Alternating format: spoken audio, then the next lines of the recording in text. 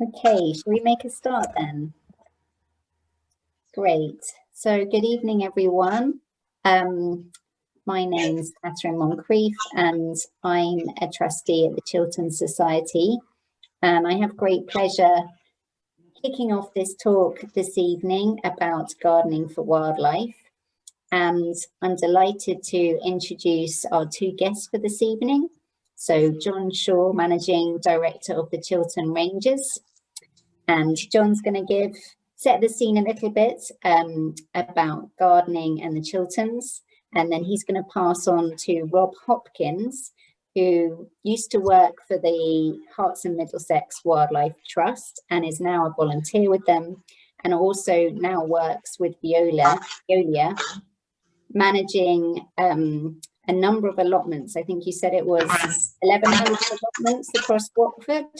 So yeah, and he's going to take you through a lot of information about gardening and wildlife and give you some tips and tricks for how you can encourage wildlife into your garden. And Rob's going to talk for about half an hour, 45 minutes, and then there'll be time for questions at the end. And for questions, I think the easiest way is to pop them into the Q&A box. So if you look at the bottom of your Zoom screen, you should be able to see a Q&A button. And if you click on that, you can write your question in there.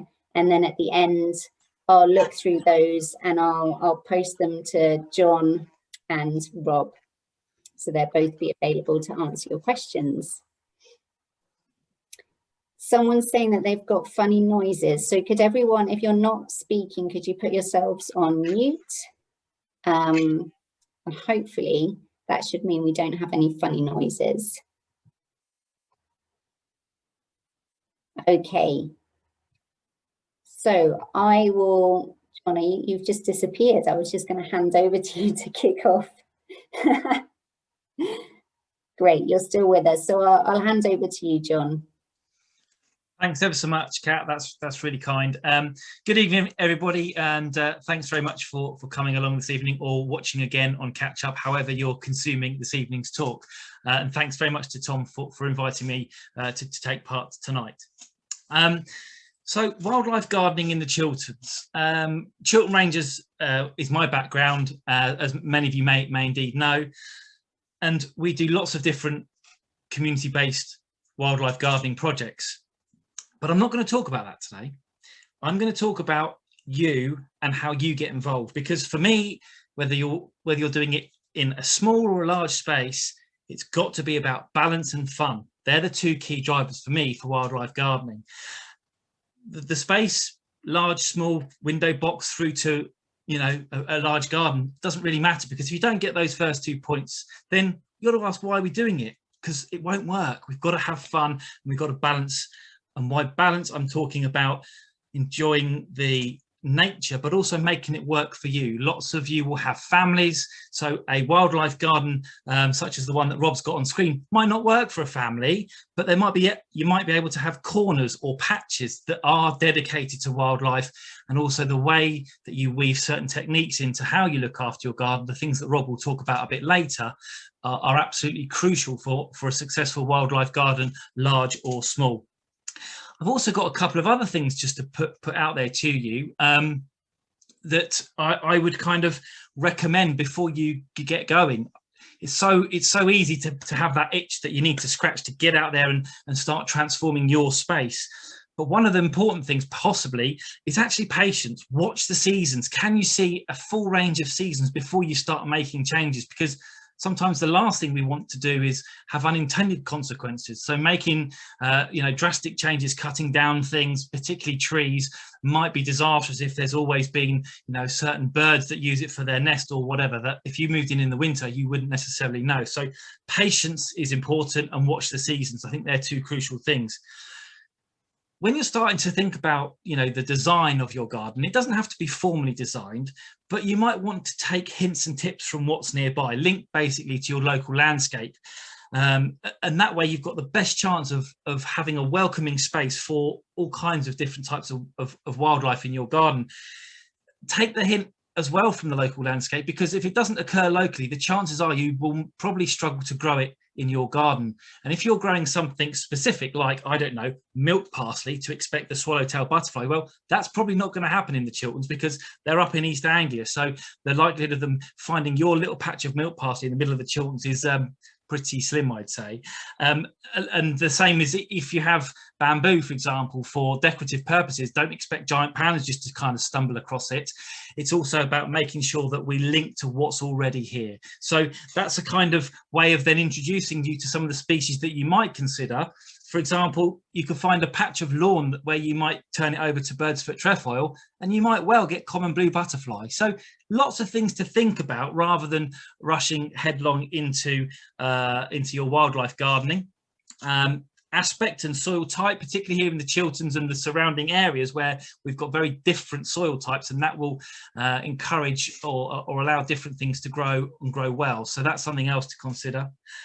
But I think one of the other things, my key recommendation is a bench or a seat, something that you put in, that you install, be it permanent or temporary, where you take it all in. You have your space in nature to dream, to plan the next project, to you know, just enjoy the evening chorus of birds, or to enjoy the heat of the day in the summer and the butterflies and the other insects that will buzz if you've got all this right in one way, shape or form.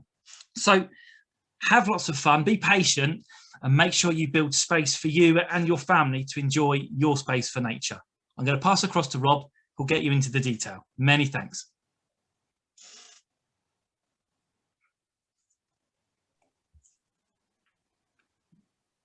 Rob, you need to start sharing again.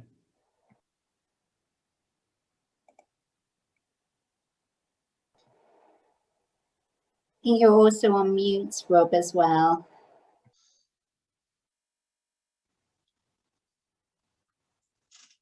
So whilst Rob sorts that out, I'll carry on talking if you want, and fill the gap whilst he's getting his stuff ready. I just wanted to say that one of the most important things, it's the small things that run the world. So for me, one of the big things to do in any wildlife garden is to make plenty of provision for invertebrates. Because if you get that right, then loads of things will follow, and your garden will be a haven for all kinds of creatures, great and small. Rob's just gone completely blank now, so I'm left here on my own. Suddenly the lights have gone out. I hope everyone's okay still. I will carry on. I'm here again. There he is. Sorry. Excellent. It was all set up beautifully. I've lost my presentation actually, which is weird because it was all on. I'll bring it up again now, okay? Right, okay. I'm gonna go for it now. Great. Can everyone see that? Not yet. No, it's on my screen. Ah. Sorry. Yeah. So then you're not getting that. Let me share. Oh dear, why am I not going right? It was all shared beautifully a minute ago. Why are we not doing it? I can't even find my share button actually, unfortunately, Tom. Sorry. You there? So Tom, do you have the presentation, Tom? I can't share it. That's the trouble. I've got no way of sharing it at the moment. It was shared and it was lit up as shared. Now, here we go. It's just me. Share again. Let me just try again. Sorry. There, we've got it. We've got it. Thank goodness for that. Sorry about that. It was all set up beautifully. I don't know why it suddenly stopped. Anyway. Can you go to from the beginning, do the slideshow so it enters the full screen? Yeah, I'm going to go for it now. Yeah. Is everyone getting that? Yeah, that's perfect. Sorry about that, everybody. Thank you for all being patient. I've done this a few times, and every time there's something that's a little glitch. Anyway, good evening. I'm Rob, and I've had a passion for gardening for many, many years, which I've also worked in wildlife trusts, which obviously is managing larger areas, but gardens really have always been my passion. And I think when it comes to area, you get far more interest in a garden than in maybe even the biggest nature reserves. So this is my sort of background. Now I work actually in allotments where as I'll tell you in a minute, allotments are very, very important for biodiversity. So let's carry on. So this thing I think is very key, that the little bit we've got here, that allotments in gardens often have far, far more biodiversity than nature reserves. And one of the reasons for that is the fact you've got so many little niches, so many different types of habitat in a small area. This is an allotment. It's my local, one of our, in fact, I've got an allotment here in Watford. This isn't my allotment, but it just shows how beautiful allotments can be. And actually many allotments now, incidentally, aren't all about growing food, but flowers form quite a big part of growing an allotment. So just to show you that gardens and allotments have that huge biodiversity value, which in many ways is quite sad, because as you're all aware, countryside often has very low biodiversity because it's so uniform and homogeneous. So you don't have to have a massive garden. This is I love this slide because it brings back happy memories of family holidays in France. But it's a place called Villandry in France, and it's a massive, great, opulent vegetable garden. But you can have what we've got, which is a tiny little terraced house garden. We live in Watford, and it's not as you can see, it's not a big garden, but we've crammed a lot into it. Now, I can't take any credit at all for this. My wife is a fantastic gardener, really good plants woman. She knows her plants, and a lot of that's rubbed off on me, and also the value of different types of plants. So in this garden, we try and have plantings that are interesting from sort of January or even December through to the next December, really, from the winter flowering honeysuckle in the corner all the way through with different species, which we'll talk about later. So just a small garden, and as you can see, we try and create niches. We've got ponds, we've got hedges, we've got dense areas, shady areas, some areas that are hot and dry. So trying to combine all that in one small little garden is really important. So gardens are important, and I think this slide illustrates why. Because they're great corridors, it means that wildlife can move around freely within a town. And this is really, really important. Our countryside is so fractured with so many roads and developments and fences in many cases. So gardens are really, really valuable green spaces, and linked up. We mustn't really underestimate how important they are to our really ailing wildlife at the moment, with as I said, with our countryside in quite a poor state. And one day I do hope that it becomes better, and people that work in the countryside, we've been trying for years to try and improve things, and we've got a lot to do to try and make it a much more much better place for wildlife. But gardens are often the place where you find your wildlife. So this is actually from the Wildlife Trust. A lot of the Wildlife Trust will work similarly. This is trying to influence planners, really. So developers and planners, to create towns that are much better for wildlife. Obviously, the Victorians, when they built our house, they didn't think about wildlife, but actually, ironically, they're quite good. They're small little gardens, all linked up nicely. We didn't have fences. Gardens would tend to be more open. Now, modern housing estates tend to be little gardens with fences all the way around them, which obviously aren't ideal for a lot of wildlife because it can't move very easily.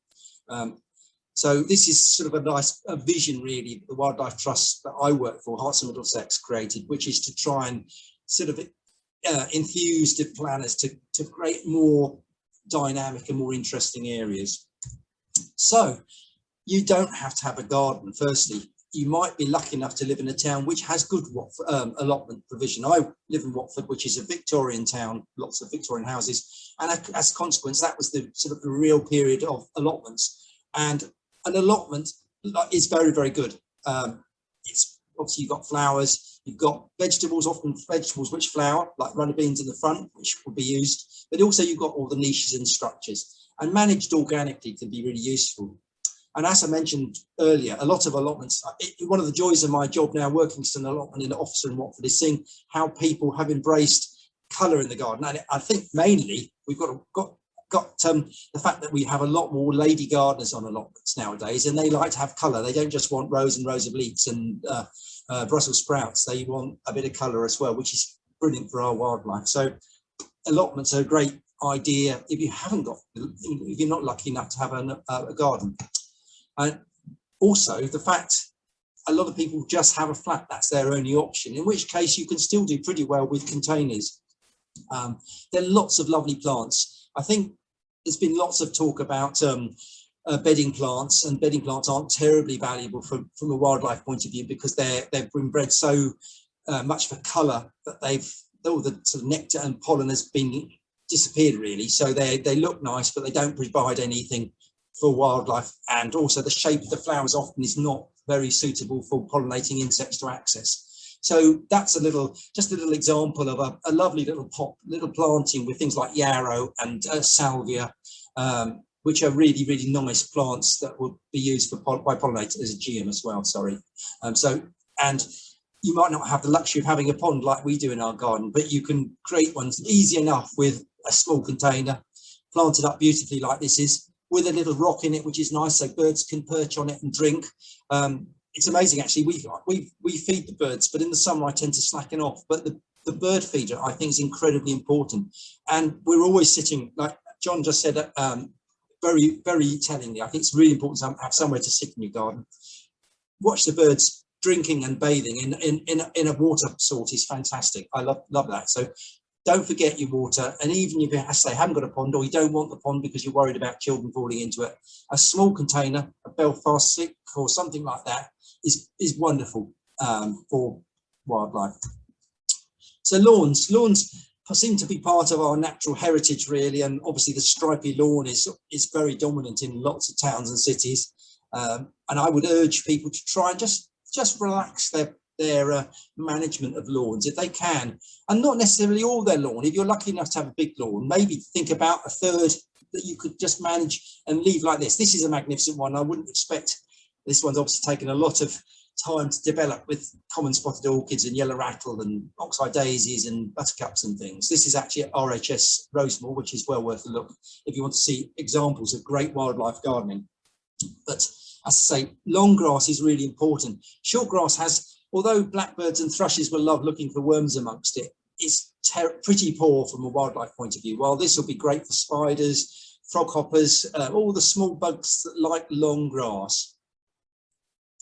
So how do you manage long grass? Well, long grass is quite hard to manage, and it's not just something that looks after itself. I think there's a misconception about meadows, that they do look after themselves, and they're probably one of the hardest habitats to manage effectively and maintain that sort of biodiversity that you saw in the previous slide.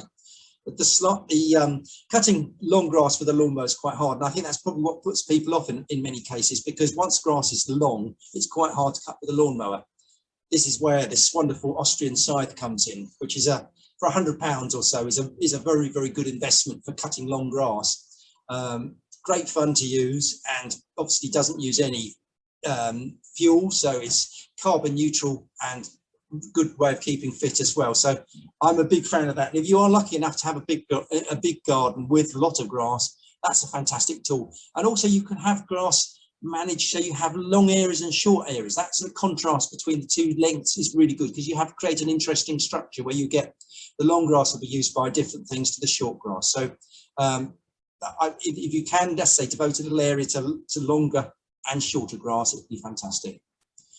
Even in short grass, which is left not cut at quite such a low height, you can actually adjust your mowers. You'll get a lot of flowers, lovely little flowers that can tolerate that bit of cutting, but not really, really drastic cutting. Things like self-heal, and obviously daisies, buttercups, yarrow, things like that, which are all very, very good from a pollinator point of view. So it would be lovely if we went back to a world where, instead of all houses having a horrible, horrible fence all the way around it, which is impervious to any wildlife, having a much more barrier which is easy for the wildlife to move along and move through, like a hedge. This is a laid hedge, which you may well have seen in the Chilterns. There is some nice hedge laying examples in the Chilterns. This is one actually that was done on an allotment, actually, fun enough. So it's a barrier around an allotment. But you can see you've got fantastic structure. You've got places for birds to nest in. You've even got a few hazel catkins, which are good pollen sources. So much, much better for wildlife. Still a very effective barrier, and ultimately they last a lot longer than a fence. Bug hotels you probably will have seen before, and if you've got children or grandchildren, it's a lovely project to consider in a garden. This is one that I built actually in my previous job. So it's easy, as you can see, it's a variety of different materials which are good little niches, little places for different things to hide. So you'll get things like spiders in, but also things like mason bees and mining bees, which were like holes drilled in wood, in logs. So that's it's situated in the south-facing aspect, so it gets warm, and it's a lovely thing to build because it's, you know, you'll see things moving in pretty quickly. This is a stumpery actually, which is quite a posh sort of feature. It doesn't have to be a stumpery because you've got some lovely old stumps here, which might be quite difficult to obtain and dubious, and possibly not very environmentally friendly obtaining unless you get them from a reputable source. But you can achieve the same result with burying logs in the ground. So a log pile is good in its own right, but if you go the next step and actually bury logs in the ground, so some of the log is above the ground and some is in the soil, you really attract a lot more insects into that. And then you can, if you're lucky enough to have a big garden, you can have a couple, maybe one in the shade and one in the sunshine. You'll attract different types of insects at different habitats. So really useful habitat actually.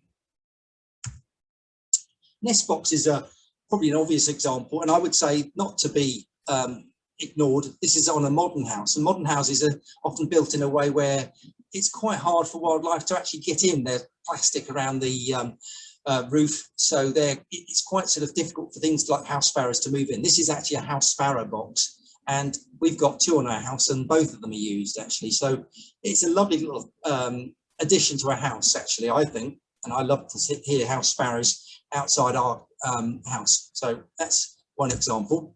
Obviously back boxes are another example. Easy, quite cheap to buy, lovely present. One of these, which is a Schwegler box, which is a German company which make boxes out of a material called woodcrete, which is much harder than wood. So it's predator proof. Woodpeckers and grey squirrels can't access it quite so easily, and they'll last for absolute decades. So, you know, lovely thing to put up. One thing I didn't mention with the bird boxes is the way they're sighted, which is often important. People buy bird boxes or are given bird boxes and they wonder why they're not being used, because sighting is really important. Birds don't like to be exposed. They don't also like to have a lot of sort of vegetation close to the nest box where predators can hide. So it's nice to have a nest box situated where they've got maybe a branch or something within about 3 meters, which they can use as a sort of staging post before they fly in, but they've still got full views in and out.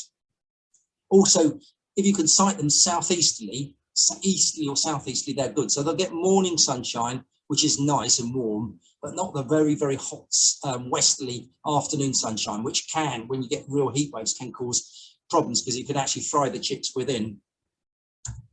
So planting is crucial, and obviously it's the fun bit really. I mean, I think gardening is all about colour, and luckily a lot of the things that are good for nectar are also probably the most beautiful. And this is a real lovely swathe of colour, from things like Nepeta to sedums to what else we've got there? We've got hollyhocks. We've got just lots of lovely classic cottage garden plants. It's easy now to find good plants for nectar. Lots of organisations have published lists which are really good. I actually use the RHS, the Royal Horticultural Society. They produce a really good list for pollinating insects, which is great because it's linked. You've got seasonal interest as well. So it's, if you know, in the garden centre. Also, garden centres are very good nowadays because when you go and buy a plant, it'll often give you a little code saying it's good for pollinators, which is really nice. So that, you know, when you consider buying a plant for yourself or as a present, always have a look for that little logo, good for pollinators. That's got, which is seeing chives as well, actually, there. So a few plants, some of my favourites for planting. I say my wife is a great plantswoman, so I can't take a lot of credit, but I've learned over the years, and just by observing how good things are. Also, it's probably quite a good time to mention briefly that we talk about, obviously, in wildlife and nature conservation, we often talk about native species, but within a garden, a lot of these species aren't necessarily native species, but they are sometimes closely related, so like the Nautica, which is the one in the middle, which is related to field scabious, but often they are very good for wildlife. They have long flowering periods and they produce lots of pollen and nectar as well. So in our garden, we start early with things like the hellebore on the left-hand side. Hellebores, you can't have too many hellebores in your garden, in my opinion, because they are just in the depths of winter, January, February, when they're just about starting. They give you so much enthusiasm and good cheer after a long winter. And they are, you'll see your early bumblebees, which will be feeding on their pollen and nectar. So a definite one for me.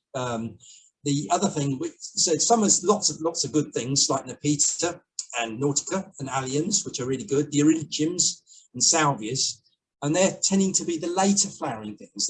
There's one on the right, which is an absolute cracker, which is yellow Helenium lemon queen, which is an absolute belter of a plant, I think, because it'll flower into the end of October, November. And in my garden, it is absolutely swarming with bumblebees, very, very late in the year, when they're obviously trying to feed up before the winter. Obviously, the queens will feed and survive through winter. So providing them with some food is really, really important. So I think every garden should have one of those lemon queens personally, but it's up to you. This is a really good one. I use this on my allotment. It's green manure, and people may well be aware of green manures, because bare soil on an allotment is not very productive, and also it's much more subject to erosion and other weeds happening. So if you've got a chance, you've got a bare patch in your garden or your vegetable patch, particularly like midsummer when you might have dug up your potatoes and you don't know what to do with it, buy some of this stuff, Phacelia, which is you do see it in the countryside. It's often used in some margins, field margins, but it's an absolutely marvelous crop, and you won't see a plant that has more bees in it. And once again, that will flower. If you sow one in June or July, it'll flower until the frost starts in November. So an absolute cracking plant and really, really beautiful. Right, the sort of principles of wildlife, and I'm sure everyone that we've had lots of information about peat-free, but I can't stress enough that anyone that is really passionate about wildlife really should use peat-free compost. It's very easily obtainable. It's just as good as peat compost. It's just the same price. There's lots of varieties. This is one I like very much, actually, but there are lots of ones. There's some very posh ones which are actually have sheep's wool and bracken, which are absolutely lovely. That's a real Rolls Royce peat-free, if you can find it, actually. But this is good. This is what I use. I plant all my vegetable plants in this, and it works for trees. So peat, the reason, because peat is so valuable. It holds so much carbon, and also peat atmospheres that habitats that have a lot of peat in are often very biodiverse areas as well. So extracting it just means these areas dry out and become very, very porous from a wildlife point of view. So yeah, if you can reduce that or completely eliminate it, it's fantastic. Make your own compost is probably obvious, but a lot of people I know don't do it. I'm personally very, very keen on every bit of organic matter going back into my garden, because we live in a very dry country, really, where organic matter traps nutrients and traps moisture. And one of those things you have to keep adding every year, because it does disappear. So making your own compost, this is a particularly nice one, I think, because it looks attractive. It lets air in, which is good, which is important for the breakdown of green materials, and it's easy to actually also access, so you can take stuff out of it when you want to use it. So which you can buy these or make these. Having said that, a plastic one works very well. It's just a bit more of a faff getting things in and out. So weeds, often we hate weeds, don't we? Or we think we hate weeds, but a lot of weeds are often wildflowers. This is one that I really like, and it's funny actually, on my allotment, it's just about gone over now, but you'll see this all over the place. This is red dead nettle, and there's white dead nettle, and there's lots of other things like this, but they're very, very underestimated for their value, because they have lots and lots of nectar for our early bumblebees and our things like our hairy-footed flower bees, which come out very early at the end of February. So if you see a little patch of this in your garden, don't sort of be too ruthless. A lot of weeds like this actually aren't particularly hard to eliminate. They're very easy. Once they're finished, you just pull them out. Unlike some things like couch grass or bindweed, which I can understand are pretty horrible. But yeah, be a bit sympathetic with your weeds. Once again, slugs and snails aren't also bad. I know they do give you a lot of problems with vegetables, and I would stress, if you can try and avoid slug pellets, that would be good. Slugs, obviously, most of the time are really important for breaking down organic matter. And if without them, we would be up to our necks in organic matter, so unprocessed organic matter. So they play a really important part in the whole chain of breaking things down and making nutrients accessible to plants. If you do need to remove them, I would recommend either firstly having a reasonably tidy area so they haven't got places to hide, but also the fact of using things like a nematode. A nematode is a much more targeted control method, which is something you water onto your allotment and it will kill. It's a little worm, a little tiny worm, which will actually parasitize the slug. So that's a good way of eliminating. There are lots of other ways of eliminating slugs, but I won't go into those at the moment. Which are so we live in a very, very water depleted world, and increasingly so. And this is a picture from the Mediterranean. This is actually in Crete, actually, which I noticed a few years ago when I was on holiday, and I thought you just cannot underestimate how valuable water is. I know we've just come out of a very wet winter, but we've gone straight into another drought again, into a very dry period. And just by very, very simple techniques of how you grow your things, particularly vegetables, just by creating trenches and watering at the right time of day, the water loss is greatly reduced. And we use with sprinklers, which are an incredibly inefficient way of delivering water. This is great because it'll target the water. You don't get weeds everywhere. And the water will stay in the little trenches as well. So if you've got a veggie garden, consider planting in trenches, and it'll work much better, I can promise you. Ponds are a great feature to have in a garden. As I said about gardens, they've got all those little niches. You might have areas of grass. You've actually got a nature reserve in a tiny area, all compressed. And a pond is really good. This is a particularly nice one, I thought. It's got all the features I like. It's got shallow areas. It's got deep areas. It's got an area where wildlife is able to move in and out, which is lovely with this lovely pebble beach, and good planting as well with oxygenating and emergent plants. So you've got all the things that wildlife needs, as well as a nice herbaceous bed behind, which is great for wildlife to move in and out, because of most of certainly amphibians will use the terrestrial habitats, the not watery habitats, but the land habitats for most of their lives. So they like places where they can forage for food. So a pond, however small, is really valuable. And it sort of sums up really the message about a wildlife garden, really. This connectivity is crucial. So connecting gardens, providing shelter and food in the form of nectar and fruit, if you've got fruiting berries and apples, etc. And water is really, really important for all wildlife. And finally, just enjoy your garden. John said a lovely thing about being able to sit down. I think sitting down and watching wildlife is so important. And if you don't sit down, you don't really know what's going on. And if you've got it lucky enough to have a pizza oven like I have, you can have something to eat at the same time. But anyway, I hope that was short and sweet, but I wanted just to hope that was useful anyway. Okay. Thank you so much, Rob, and John as well. That was brilliant from my perspective. So many different tips and tricks there, and I'm buzzing with questions. We've got some questions that have come through on the chat actually, and I'm sure there are others that will come through. So let's look at those first. So firstly, one from Anne on water. So she's made a small pond in a dustbin lid, but she was sure she was breeding mosquitoes from that. And is that a problem and something that we need to think about? I don't think. Oh, sorry, John. I'll say, if you want, I'll kick off. Give you a break, Rob. Have a quick cup of tea, maybe. Thank you. No, it's not a danger. We're not in a malaria area. That's quite lucky. So we don't need to worry too much about mosquitoes, unless you're allergic to them, when you might want to do something about that. But there's also, they might look like mosquito larvae, but there's also lots of other things that they could be, non-biting midges and all kinds of different things.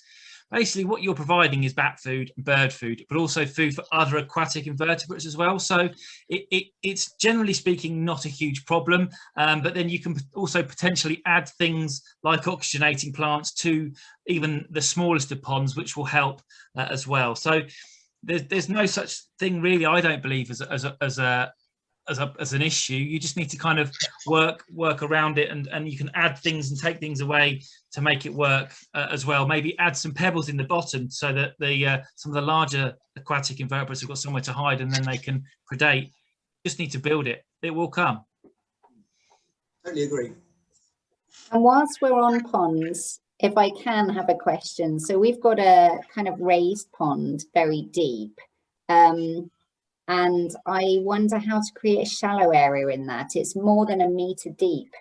So I wondered if you've got any tips on that. Me or John?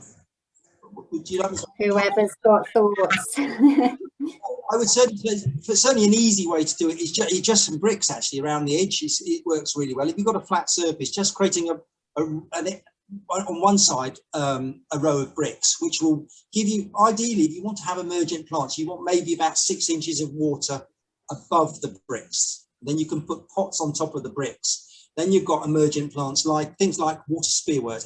Every pond should have water spearwort, in my opinion, because it's the most fantastic emergent plant. It really is great. It'll flower. It's a buttercup, and it will flower from the beginning of spring all the way through.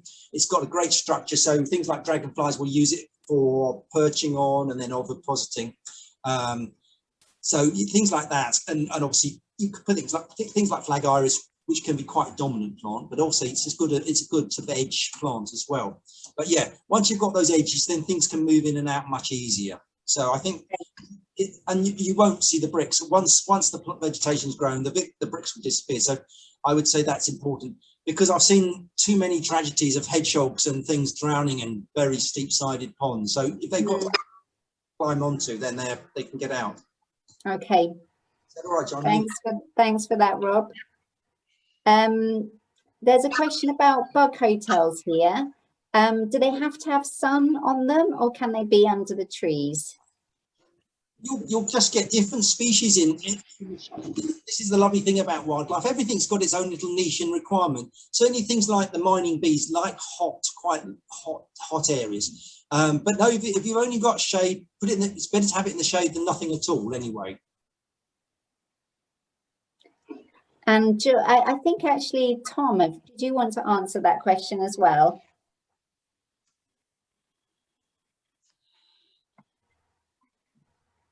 Or maybe that's disappeared now. I thought Tom was wanting to answer that question anyway. No, okay, well, let's move on to the next one. So Chris lives next to a wild railway bank.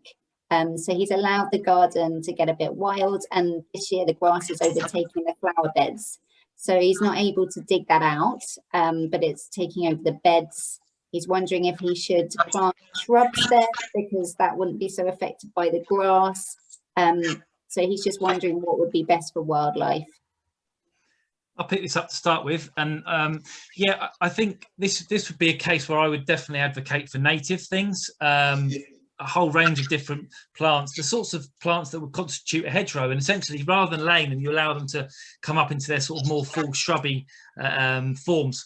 Things like blackthorn, brilliant early nectar and pollen source, really important for fixing the hungry gap for insects, invertebrates and the like, but also hawthorn, which then extends that flowering period on into May, where it's obviously often known as maythorn. Also in the Chilterns, particularly if you're on the chalky soils, things like buckthorn are brilliant, because that's the food plant for your brimstone butterflies, and it grows particularly well on our chalky soils. Guelder rose, spindle, field maple, all of these shrubs that can be kept short by clipping, but also will give you different colours in the autumn, different berries, different seeds. So you've got a whole long period of food, the breakfast and the bed as it thickens up, so that wildlife's got a place to move into, and that will also shade out some of the vigorous grasses over time. It will take time. You will need to be patient. Thanks, John. Did you want to add anything, Rob? I think that's a good idea. I mean, obviously grass is a nuisance, and one of the things I'm really passionate about now, I don't know whether people have heard of a gardener called Charles Dowding, who's I'm a big fan of, and he's a very dig person. So instead of where you've got a lot of grass coming through, you may want to mulch it out and use thick mulches, and then you can plant amongst it. So you could use your natives, But also, so I love my natives, but also there's lots of other great herbaceous plants you could put in if you don't want, because obviously hedges can be great in some situations if you've got the space, but they can become quite big. Other herbaceous plants might be suitable, but if you don't want to dig, which I think, to me, digging is going to cause damage, use cardboard, wood chips, and then you can plant through that, and then you'll get rid of your grasses as well. So it's a different approach. And then I think John's point is about hedging and having structure, different heights as well is important. So you've got grass and things of different heights and sizes are really important. So you can have this sort of what they call forest garden approach, where you've got grasses, slightly smaller shrubs, bigger shrubs, and then into trees, which is once again produces that really lovely sort of habitat. And if you're lucky enough to have nice south-facing edges on a bank, particularly, that's an area really to maximise, because if you can keep that area sunny and hot, a lot of insects will use it. Great. And just on wood chips, are they? I sort of heard that they might be rather acidic for soils. So just wondered what your thoughts were on that, because it depends on the type of wood chip. They do, yeah. If you can get good wood chips from deciduous trees, they probably won't be. But a lot of ones will come from leylandii hedges, which probably will be. Obviously, the nice thing about leaving them on cardboard is they will rot down slowly, so they'll lose a little bit of that acidity slowly. So you're not dumping all that in one go. So I would always suggest, if you've got some thick layers of cardboard, put your wood chips on top, and then in 2 or 3 years that will all go down into lovely organic matter. Okay. So, and also obviously with, if you've got shrubs, it also keeps the moisture in as well. I think this is the point with really good and exciting wildlife garden, is that you're providing and doing jobs that do lots of different things all at the same time. So by thick layers of mulch, we're being more water wise, but we're also adding, decaying wood matter for certain invertebrates, and we're also doing this, and you know what I mean, creating the variety. And I think that is, in wildlife gardening, that is the key thing. Rob's used the word niche, and it's absolutely the right thing. Different things for different places where things can live. Really important. Yeah, the other thing we haven't talked about gardening is soil, really, and the health of soil. At the moment, our soils mainly in the country are in such poor condition with intensive agriculture.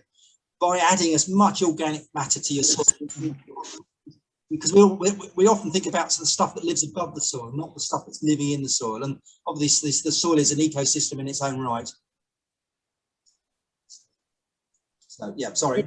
That's a great point. So lots more questions coming in. There are a couple about wildflowers that I might just pull together here. So how can you sow wildflower seeds successfully? And are there any wildflowers or plants that are specific to the Chilterns that we can help to improve biodiversity? Okay, if I have a talk about some of the specific ones to the Chilterns to start with, I think, and then maybe Rob, if you talk about the how to do it bit, is that okay? So I think, again, this goes back to the point I was making at the start about looking in your local area about what's growing well, where things can escape mowers. Taking the hint from the soils, is it actually chalky, or are you at the top on one of the clay capped hilltop areas? And looking and that will have a different impacts. There's no point trying to grow stuff in the wrong soil type. So let's take me as an example. So I live on a slope, on a hillside, in the middle of High Wycombe town centre, basically. And in my garden, if I don't cut the grass, I will get all kinds of different things that have been there. Either I've planted them or they grow naturally. Things like oxeye daisies, brilliant. Loads of colour, structure, brilliant for invertebrates. Lovely. Tick, easy to grow, and then you can divide them year on year, so you've got a plentiful supply to share with your neighbours. One of the things I always go for and to encourage is bird's foot trefoil, the beautiful yellow and red of the flower, otherwise known as eggs and bacon. Again, really important plant for lots of different kinds of butterflies. Rob's already mentioned self-healing yarrow. Basically, as soon as you stop cutting, these things will come through. They'll be there already. Our chalky influenced lawns are already going to be more diverse than more neutral soils. So we can make the best use of that. And if you're really lucky, so we've just done a project, started it last summer, down the road here at Wycombe's Almshouses, and they had a communal lawn. All I did was convince them to stop cutting it, apart from the edges, so that it looks nice and neat. So you've got the combination of neat and tidy, and then beyond that, you've got whatever's there naturally. By not cutting it, 7 pyramidal orchids appeared in flower in the first year. Now that's unusual given, but not completely without, you know, precedent. It just shows you the variety of things that will already be there, and changing your mowing regimes will be really key to letting those come through before you take the bigger step of creating a space, as Rob will go to. Yeah, I totally agree with that. I think the only thing I think with meadows is be patient, because they do take a while to establish. We see lots of lovely pictures of wildflower meadows. One thing, as John quite rightly says about is soil. If you've got very fertile soils, you may want to scrape little areas and get back to subsoil, which will benefit the sort of less vigorous plants. Obviously, when you've got very, very rich, nutritious soil, you'll get very, very dominant, thuggish plants growing. So if you go to subsoil, you'll get the ones that can cope with that sort of conditions. Also, one thing I would recommend is, if you've got some a seed called yellow rattle, which is a very good parasitic plant. If you've got grasses which are quite, particularly the finer grasses, the bents and the fescues, and you put some yellow rattle amongst them, put them in early though. The one thing about wildflower sowing I would stress is, if you plant things now, you may well be too late for this year, because a lot of seeds need to be stratified. They need to be broken down by cold weather, and it might be next year. But so think ahead in the autumn about wildflower meadows. You always got to think a little bit ahead.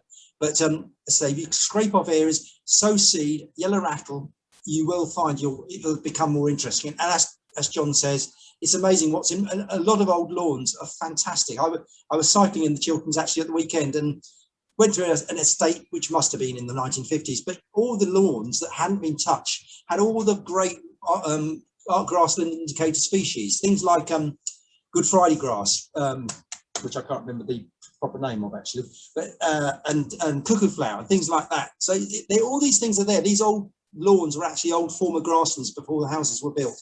So you may well have that seed bank already there.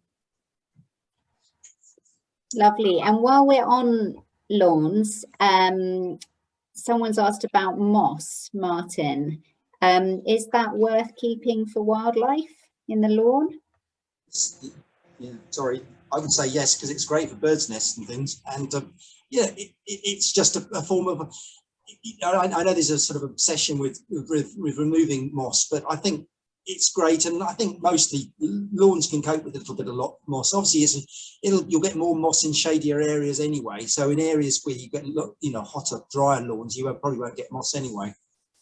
Have you got anything to add, John? Okay. I just think you're right. I think that's the point, isn't it? That, you know, if you've got moss, that'll be there for a reason, and that's probably because it's very shady, very moist. Well, okay, that's fine. Maybe you consider turning more of the lawn into using that moisture as a more of a bog garden or something like that. That you can, don't fight necessarily what you've got naturally occurring. Go with it and maybe complement it and do it that way instead. Thanks for that. So we've got a few questions about certain mammals. So I might group them together so we have a bit of a mammals session. So how can I attract hedgehogs, please? I live back onto fields. Maybe I have them already. We see lots of deer. And then what are your views on squirrels? And there was one about badgers. Oh, I have badgers living under my shed in a suburban garden. What are the pros and cons, please? That's in High Wycombe. If I take the squirrels and badger first, if that's all right. Basically, go for it. I don't like squirrels. My name's John and I'm anti-squirrel. They're a menace. They strip the bark off trees, and there's lots of bad things that are associated with squirrels. However, they're very cute, and I can't argue with that. They will also rob your bird feeders, and so if I'm totally honest, hand on heart, professional hat on as well, squirrels for me shouldn't really be encouraged, sorry to say. On the flip side, positively, badgers, I think you should consider yourselves privileged that you've got badgers in the garden. but they can be viewed as a menace too, particularly if they're digging up your lawn, and that's been, you know, you spent hours manicuring it over the summer, and then all of a sudden they start digging it up. We've also got to understand why they're doing that. They're going to be doing that because it's easy pickings. They're very, very powerful animals, and for them to deturf a lawn, it takes no effort to pick up the various worms, leather jackets, beetle grubs, etc., that are underneath the turf directly. So really easy for them to get to that as a ready food source, especially if you water the lawn. Makes it even easier, and means that they are, when particularly in hot, dry summers, that it's just what they need to frankly survive. So I don't think you ever stop that. I've seen various places in High Wycombe where they've gone to a lot of effort to stop badgers coming from the woodlands that they back onto, coming under fences. I've seen concrete piles driven in. I've seen lots of road pins put in to keep the badgers out. If you've never read a book called Fantastic Mr. Fox by Roald Dahl, you know, it's the same thing, but the badger does the same thing. So he'll just keep digging under to find your lawn where he's going to go and get his dinner. It's that kind of principle. So I always say embrace them. Generally speaking, they were there first, maybe not in your garden and they've come there, but you know, we have to share this place with nature, and I think frankly most people would be pleased to see badgers in their garden. It's not a common thing, it's a privilege, but it does come frankly sometimes at a price. Thanks, John. And what about hedgehogs then? Well, how can we attract them? You're super lucky if you can, actually. Sadly, hedgehogs are probably one of the species that, you know, we really have done badly with in the last 40 or 50 years, from when I was a child, when they were a very common species, to now they're extremely uncommon in most areas. And I suppose having a garden which is open to them, so firstly not having a fence obviously is, or if you do have a fence, at least having a little hole where they can get in and out. You can feed them, but just I think all the principles of wildlife gardening mean hedgehogs will like them. So you've got areas where there's rough areas, there's areas where you may have some sort of leaf litter which they can rummage around looking for worms, and particularly in the driest periods, which are when they really are at the most stress, when the countryside is, you know, hard, as solid as anything. Places where they can go under a hedge and find some food is really important. Obviously you can supplement food and you get hedgehog food as well if you really want to, if you're lucky enough to have them. But I think just good gardening techniques, you'll get hedgehogs if they're around. Thanks, Rob. I think we've lost John. Yeah, John's disappeared. He's disappeared. Anyway, you're still with us, which is great. And what about wasps? We've got a question here. What's your view on those? When do they arrive and start nesting? Well, wasps are, it's an interesting one, wasps actually. And wasps for most of their life don't cause any problems at all, because they're an incredibly important predator of other invertebrates, other things like aphids particularly, which are a real nuisance in a garden. So one of the theories about wasps becoming a nuisance later in the year is their mouth parts start wearing out, and they don't tend to eat the insects, but they all look for things like, you know, our plums on our trees, and our beetroot and our sandwiches and things like that when we're having a picnic, and that's where they do become a nuisance. But obviously their ecological value is immense, because they will play a part in pollinating, but pest control is absolutely crucial. So although I can understand the issues with wasps, and we do get, and from time to time people do get stung by wasps. I know it's inevitable. I used to get stung a lot of times working in conservation, but I think they're just such an important key species that they're to be persecuting is really a mistake, actually. Obviously, if you've got a wasp nest in a house, it's near a bedroom, it's difficult, and I know I can see the problems there. But if you can possibly leave them, they won't cause that much problems. So, do you have any tips on keeping them away from the sort of eating areas, kind of attracting them away from your patio where you're having your barbecue? Or your pizza? Oh, your pizza, that's right. I don't have that much of a problem with them, really. I mean, places I find have a problem with them is with soft fruits. I've got plum tree in my garden, and if you pick a plum, it's often got a wasp in the hole of it. That's the biggest thing, really. I suppose there are decoys you could use, but No, I've never. I don't. And actually, wasps, I think, have declined so massive. Like a lot of wildlife, it's declined so massively that I don't think there's nowhere nearly as much of a problem as they probably would have been even 20 years ago, which is a worry, I think. So I think as human beings, we really have a responsibility to all wildlife, as John said earlier, and I think wasps were part of it. And I know they can sting and they can cause anaphylactic reactions unusually, but they're far less dangerous than a lot of things in our that we have to share our environment with. So I think live and let live, really, if you can. Absolutely. Got a couple more questions, which would be good to squeeze in if we can. So bird box sighting, is the back of the house the best place, or is a fence or shed better?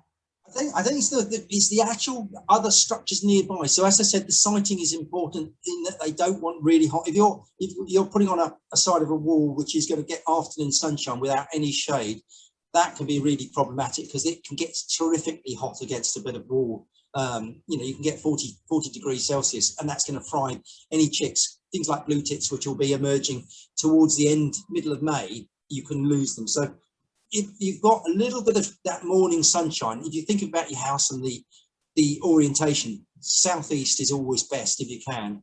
And as I said, also not too much stuff. If you have a bird box and you put it amongst lots of bushes, that's often not very good either, because birds like to be able to see what's around. So there'll be squirrels and other predators, cats particularly in towns. So they like to have something they can land on, have a look around, and then go into their hole. So that's really important. Obviously, there are some things like robin and wren. I've seen them sold, but I must admit I've never used those. The nest boxes I tend to use are the ones that are for hole nesting birds, like tits and nuthatches and starlings and swifts if you're really lucky. So those are the ones that think about the sighting. So I hope Thanks, Rob.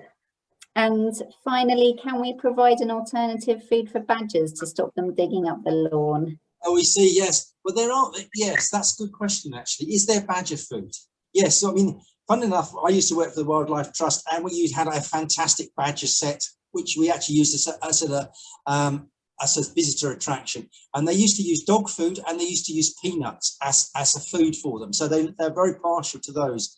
I think certainly on allotments, my observations of badgers are becoming far more common. This is even in urban areas like Watford, very densely populated areas. And I think they are becoming a problem. So I think we may well have to consider how we live together. I would suggest, if you have really precious bits of your garden, that you may have to fence them off to try and avoid. You can still have quite attractive fencing in a garden, like some chestnut paling, for instance, which will be just a barrier. But then if you have an area where they can go and feed, and if need be, let's say chuck a few peanuts just to sort of feed them, take the edge off their appetite a bit, it would probably help.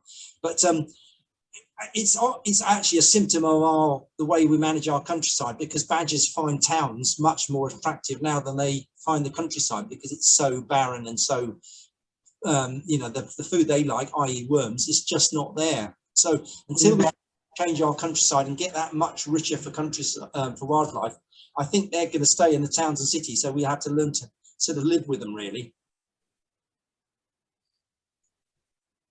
Yeah, that's a very good point. Thanks, Rob. So I think we managed to get through all the questions that have been sent through, which is fantastic.